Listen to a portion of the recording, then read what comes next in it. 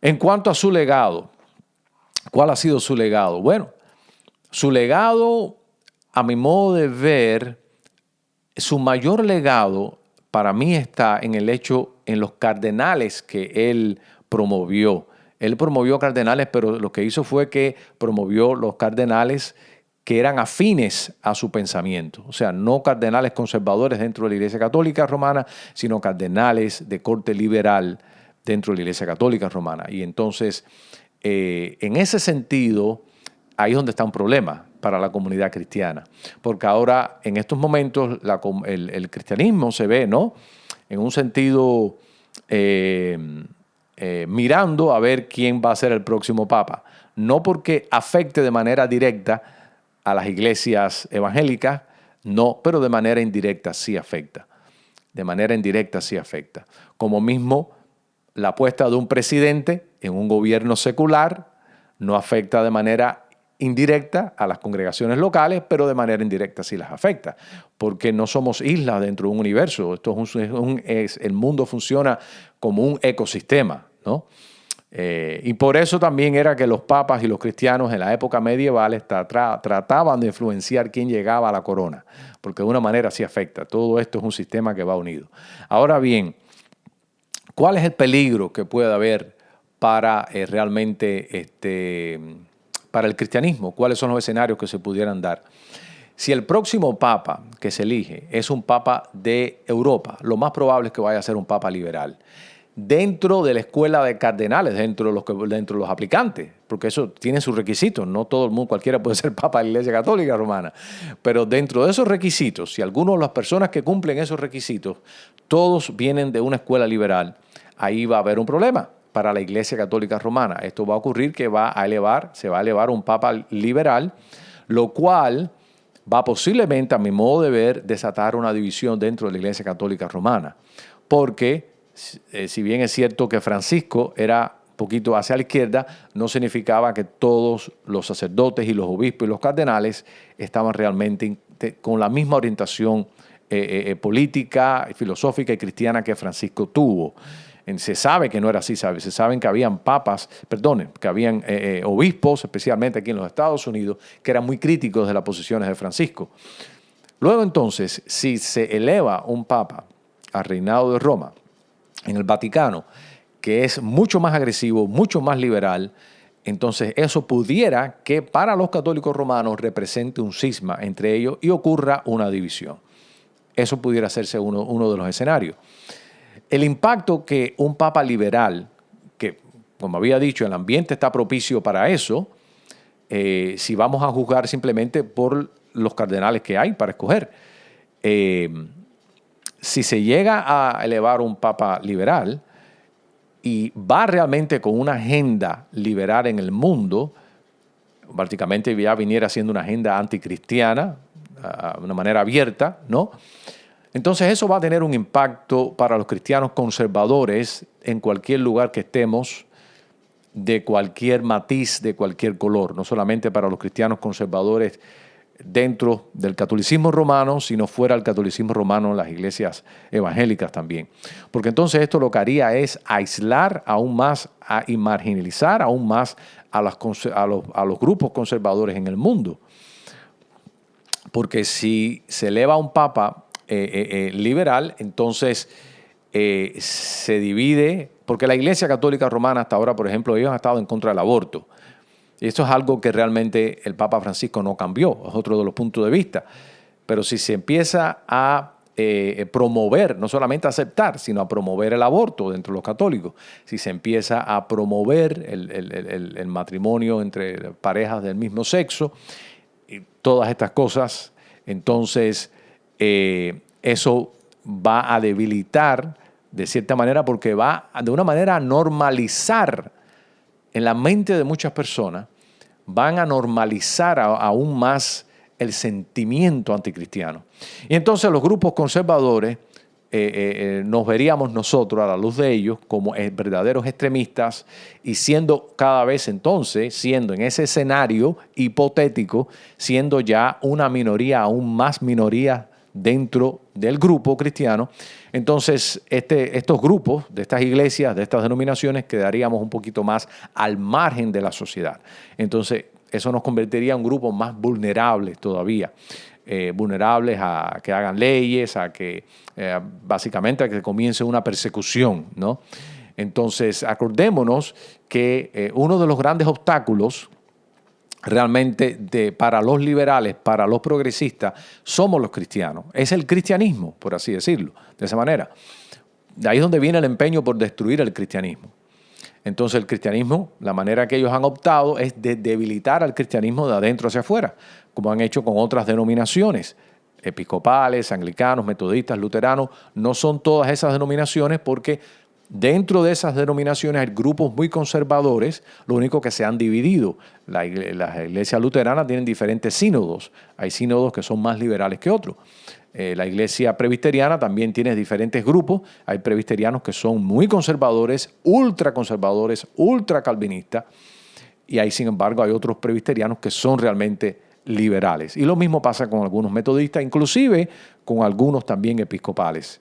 Entonces, si una situación de esta ocurre en el cual un papa liberal llega a Roma y revierte y retrocede y va en contra de todos los principios cristianos que quedan en Roma, entonces, como el respeto a la vida, por ejemplo, todas estas cosas va a poner presión a los grupos conservadores cristianos que vamos a estar un poquito más todavía al margen de la sociedad y ya no ocupando un lugar en el centro de la sociedad como era antiguamente. Entonces, eso puede tener un impacto realmente negativo, porque propicia una persecución, propicia una normalización al rechazo al cristianismo y a los cristianos, a que las personas nos sigan viendo, los que no nos veían como un grupo normal, aceptable, sino nos vean como grupos hostiles, como grupos extremistas, como grupos fascistas o terroristas, y todos estos carteles que le encantan poner a los grupos conservadores. Los liberales le ponen a los grupos conservadores. Entonces, por esto es que es importante ver quién llegue ahí. Por el otro lado, interesantemente, yo pienso que la salvación, por así decirlo, de la Iglesia Católica Romana, en ese sentido, humanamente hablando, desde luego, está en que venga un papa conservador. Y para que surja un papa conservador, tiene que ser un papa de África, lo más probable. Claro, la vida nos da sorpresas, puede que ocurra un papa realmente de Europa y que sea un papa realmente conservador. No creo que esa sea realmente por donde va la cosa. Siempre los papas en África, el cristianismo africano siempre ha sido más conservador que el cristianismo conservador, católico romano me refiero, han sido más conservador que el cristianismo europeo. Entonces, en ese sentido, porque los africanos, ellos no están tan influenciados por las corrientes de la crítica textual, ni los liberales, ni ninguna de estas cosas. Entonces, y además, ellos, estando en el África, ellos tienen una concepción muy fuerte y una identidad muy fuerte acerca de lo sobrenatural. Cosas que los europeos, con esta cosa del posmodernismo y todas estas corrientes, pues se ha perdido realmente y un excesivo énfasis en el racionalismo. Mientras que en África, pues la cultura realmente no funciona así. Al contrario, todo es espíritu, todo es sobrenatural, todo es espiritual. Y eso tiene un agente, interesantemente, tiene un agente preservador para el cristianismo, porque el cristianismo necesita, o el cristianismo se expresa para que sea un cristianismo puro, realmente con esta aceptación de las cosas sobrenaturales, ¿no? Entonces, es muy probable que el próximo papa sea un papa de África, sea un papa negro, y es muy posible que él sea el que salve a la Iglesia Católica de la corriente en la cual se encuentra en estos momentos. Obviamente todo esto desde un punto de vista humano, lo que he venido diciendo, pero realmente sabemos que el que tiene el control de todo esto es Jesucristo y que la historia del mundo va de la manera que Cristo le ha puesto que vaya. Eso lo sabemos, ¿verdad? Nosotros estamos solamente dando un análisis humano de cómo esto se pudiera mover. Así que estas son las escuelas. Una de las cosas de la teología de la liberación que sucedió es, interesantemente, uno de sus grandes enemigos fue Juan Pablo II, porque él se opuso al marxismo y él entendía realmente por dónde iba la teología de la liberación. Una de las cosas que sucedió con ese movimiento fue que, créalo o no, uno de los grandes enemigos de la teología de la liberación, como había dicho, fue el Papa Juan Pablo II, pero también fueron los cristianos evangélicos, porque los cristianos evangélicos predicábamos durante esa época, yo no que estaba ahí, pero bueno, parte del grupo de los cristianos evangélicos, acerca del énfasis sobre lo sobrenatural y que el verdadero problema del hombre es el pecado y no es solamente una opresión de un hombre por el otro, sino realmente la narrativa cristiana, la narrativa evangélica, la narrativa bíblica de lo que realmente es el sufrimiento y el problema de la humanidad. Ese mensaje lo preservó las iglesias protestantes y las iglesias realmente evangélicas. Y podemos decir que el archienemigo de la teología de la liberación fue el Papa Juan Pablo II y los protestantes o los evangélicos. Una cosa, un fenómeno interesante, sin ponerse de acuerdo los dos grupos, pero cada cual por su lado fue haciendo su aporte para resistir los avances de la teología de la liberación. Para que tengan una idea qué fue lo que sucedió, y de esta manera esto ayudó también a las iglesias protestantes al crecimiento evangélico en Latinoamérica. Uno se les atribuye al fracaso de la teología de la liberación. La gente iba a la iglesia a escuchar a un sacerdote dar una misa por una hora o dar conferencias por una hora que tenían que ver con la educación, con los beneficios de la salud, con los beneficios de la economía, con la política. Casi todo era política lo que se hablaba, cuando las personas iban a la iglesia realmente a escuchar de Dios. Ya no se rezaba. Ya prácticamente en esas iglesias que habían absorbido realmente la teología de la liberación, ya no se rezaba. Lo que se hacía eran clases lo que se daba. Luego entonces, es muy interesante notar que eso ayudó mucho a los protestantes. Hay un sacerdote católico ecuatoriano que habla realmente acerca de este tema, de cómo fue que las iglesias protestantes, las iglesias evangélicas, se llenaron, se nutrieron de católicos frustrados porque iban a la iglesia a buscar algo espiritual y lo que le estaban dando era algo realmente político. Y eso es un fenómeno interesante. No obstante, yo rechazo particularmente la teología de la liberación, es una herejía, eso no tiene base ninguna realmente en la iglesia ni en la Biblia, pero no obstante, como toda la vida, siempre tiene sus retos, siempre plantean sus aportes que son beneficiosos para la iglesia de Cristo.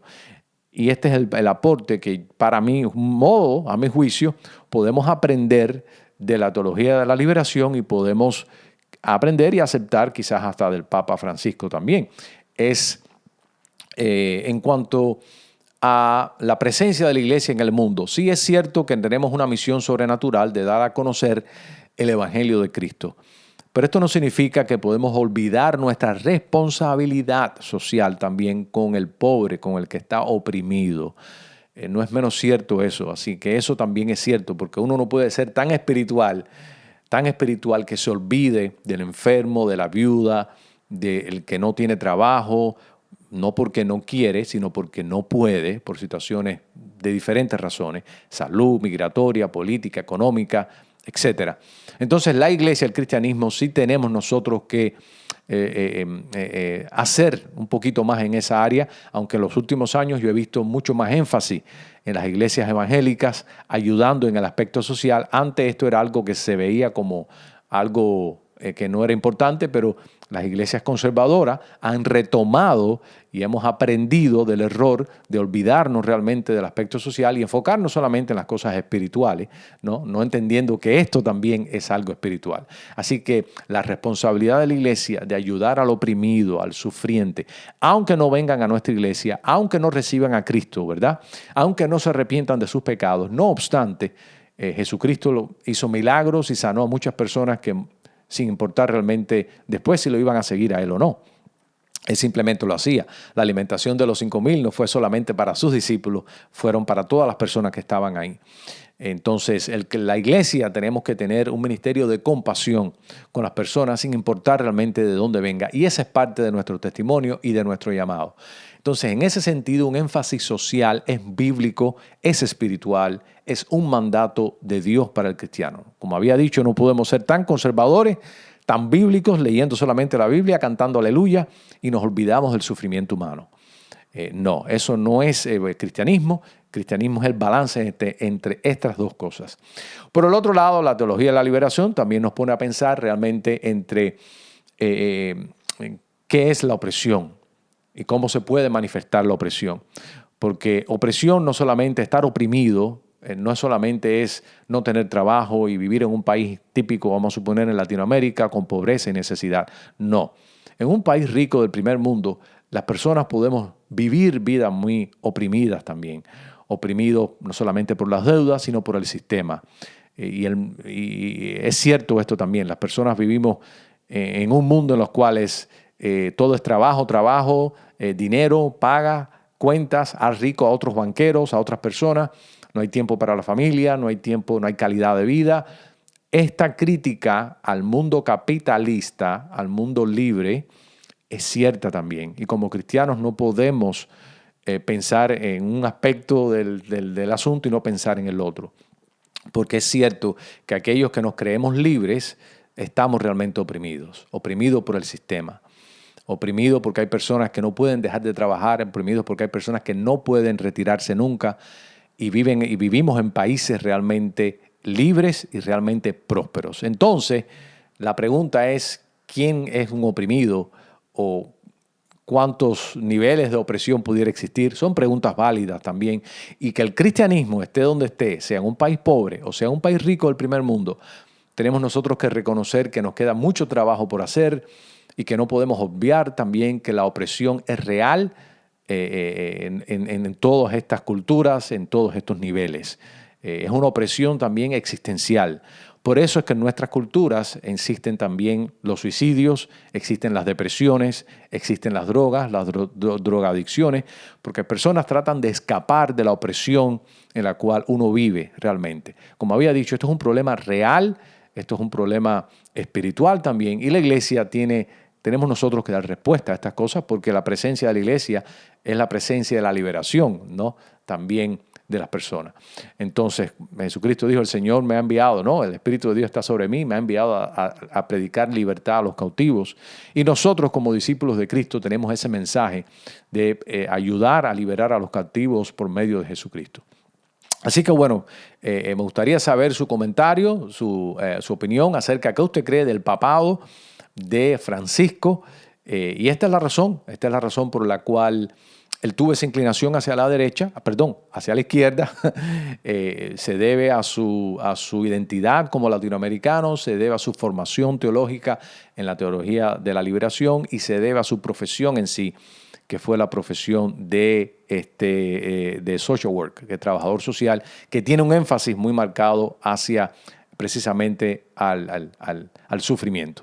Las demás cosas que él hizo, nunca quiso ponerse los zapatos rojos tradicionales del Papa, y lo que los famosos zapatos rojos, aquellos significaba, según entiendo, es rojo porque significa la sangre, que el Papa camina sobre la sangre de Cristo y la sangre de los mártires, no en el sentido, lo interpreto yo, ¿no? Como en el sentido humillante para pisotear, sino para darle a él un sentido de responsabilidad, de que sus pisadas está pisando, él está andando un camino muy serio.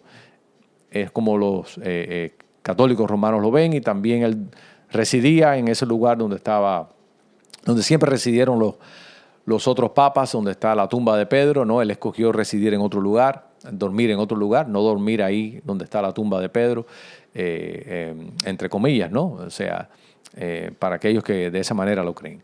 Así que esos son cambios cosméticos realmente, pero revolucionarios para el mundo católico romano.